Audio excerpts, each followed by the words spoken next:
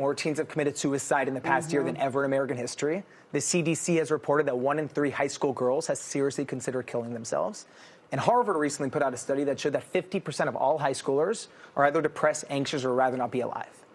And the question we have to ask as a society is what's underpinning this crisis and what solutions can be implemented immediately because we don't have much time.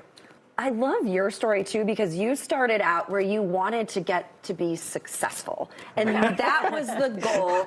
You can tell us how it all started on Price is Right, oddly enough. But then you kind of switched and went to mental health part of this. It's been more important than being successful. Can you just quickly walk us through that journey for you? Absolutely. You know, the past 12 years, I've been obsessively studying growth. Okay. In the first 7 years, I was spending all of my research specifically on professional growth. Okay. So I interviewed Bill Gates, Maya Angelou, Lady Gaga, Pitbull, Larry King, Quincy Jones. It's been this incredible journey. But the past 3 years specifically, it's been focused on personal growth from a mental health standpoint, because that's the biggest crisis facing the next generation.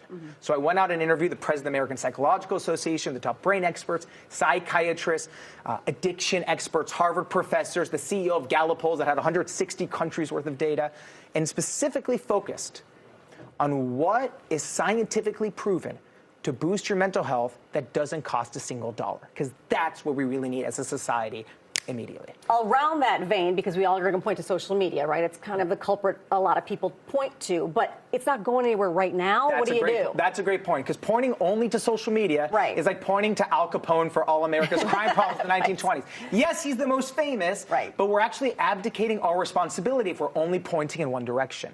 And it is so fun, and some of the attendees have told me it's their favorite 3 hours of their whole year. That's so fun. And it's so funny that we spend all of our time scrolling on social media. Know. Yes. Because I think the CDC also said that loneliness was one of the worst epidemics we're dealing with right now. And you guys are trying to combat that by making connections with people that last beyond the festival. That's exactly right. And the whole point is in 48 hours, can we show you how easy it is to not only feel better, get more energy, but to boost your mental health to an all-time high?